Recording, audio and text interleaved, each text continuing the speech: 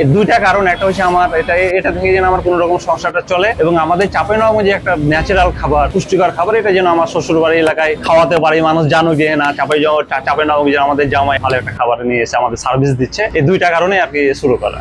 প্রথম দিন আমি 50 কেজি আটা দিয়ে শুরু করছিলাম, প্রায় 20 কেজি মতো আটা বিক্রি হয়েছিল, যেখানে আপনার মূল্য 8 থেকে 10 হাজার টাকার মধ্যে হয়েছিল মাংস আইটেম সহ। আমার এখানে কখনো 7,000 বিক্রি হয়, কখনো 8,000, কখনো 10,000, বা কখনো 5,000, কখনো 10,000 প্লাস হয়, কখনো বাড়ে কখনো কমে। সেটা আবহাওয়ার উপরে ডিপেন্ড করে। অনেক সময় যে কোনো দিন হয়তো সন্ধ্যার সময় বৃষ্টি হলো, সেদিন কাস্টমার হয়তো দূর দূরান্ত থেকে আসতে একটু ইয়ে করে, ওই জন্য পাওয়া যায় না। শীত একটু ঠান্ডা অনুভব হলে কাস্টমার বেশি হয়। আমার বাসা চাঁপাইনবাবগঞ্জ, শ্বশুর বাসা গাইবান্ধা।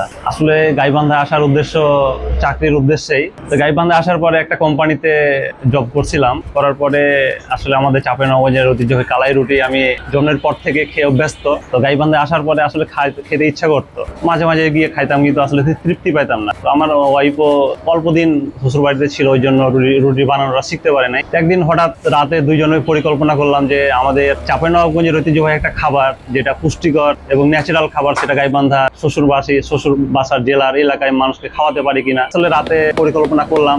দামি একটা শখের জিনিস, সেটা আসলে স্যাক্রিফাইস করছে, আর ওটা বলতে যাচ্ছি না মিডিয়ায়। মাসকালাইয়ের আটা, চাউলের আটা, মানে বিভিন্ন যেগুলো আপনার সামগ্রী লাগে চাঁপাইনবাবগঞ্জ থেকে কুরিয়ার মাধ্যমে বা আমরা যাতায়াত করি, ওই সময় কেউ আসলে তাদের মাধ্যমে নিয়ে আসে। কারিগর সবকিছু আমাদের ফুল সেট আপ চাঁপাইনবাবগঞ্জ থেকে এখানে আসে।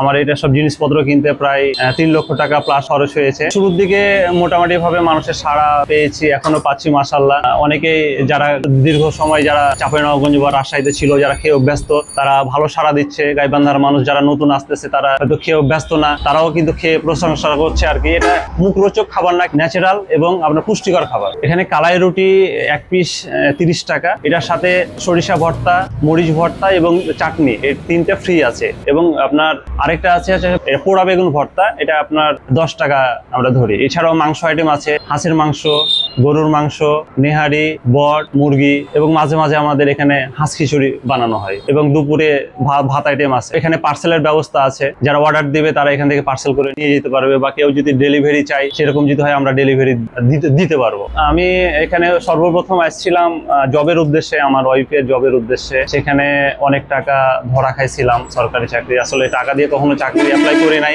কিন্তু আসলে আত্মীয়র মধ্যে আর কি কন্ট্যাক্ট করছিল, এসে অনেক টাকা ধরা খাইছি। ধরা খাওয়ার পরে আর গাইবান্ধা চাঁপাইনবাবগঞ্জ আর ব্যাক করি নাই। ভাবলাম যে গাইবান্ধায় যখন আসছি, তখন গাইবান্ধায় কিছু করে পরিকল্পনা করি।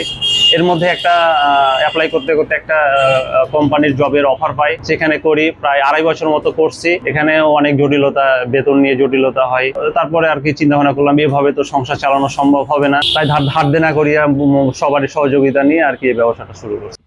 রুটির সাথে অফার দেয়, হাঁসের সাথে, কখনো গরুর সাথে, মানে মাঝে মাঝে আর কি অফার দেওয়া হয় যে হাঁস এবং রুটি এত টাকা, মানে একটা রেট নির্ধারিত, অল্প টাকা একটা মানে নির্ধারিত দেওয়া হয়। মূলত স্টার্ট করি 5টা থেকে, শুরু করি রাত 12টা পর্যন্ত।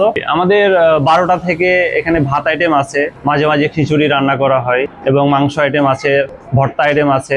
আমার আসলে ভবিষ্যৎ পরিকল্পনা যে এই কালাই রুটিটা যেন আমাদের পুরো গাইবান্ধা জেলার মধ্যে যেন আমি সার্ভিস দিতে পারি, এটাই আমার পরিকল্পনা। আসলে গরম গরম খেতেই ভালো লাগে, ঠান্ডা হয়ে গেলে রুটিটা কিন্তু খাওয়া যাবে না। ওই জন্য আমরা কাস্টমার যখন আসে তখনই আমরা রুটিটা বানাই দেই। ওই জন্য আমাদের রুটি আসলে নষ্ট হওয়ার কোনো সুযোগ নাই। আমার দোকানের নাম হচ্ছে চাপাইবাড়ি রেস্টুরেন্ট, শাপলা মিল অর্থাৎ হামিদ স্যানিটারির মোড়ে। এটা আপনার রেলগেট থেকে যদি আসে তাহলে পলাশবাড়ি রোড নির্বাচন অফিসের পাশে। অনেকেই হিন্দু মুসলমান সবাই তো আমার এখানে খাইতে আসে, ওই জন্য আপনার আলাদা আলাদাভাবে রান্নার প্রসেসিংটা করি। যেমন গরুর মাংস আলাদা কড়াইয়ে রান্না করি, আলাদা চামচ ব্যবহার করি। হাঁসের মাংসতে আলাদা কড়াইয়ে রান্না করি, আলাদা চামচ ব্যবহার করি। সুতরাং আমার এখানে হিন্দু মুসলিম বা বিভিন্ন ধরনের ধর্মের লোক আসতে পারেন, সমস্যা নাই।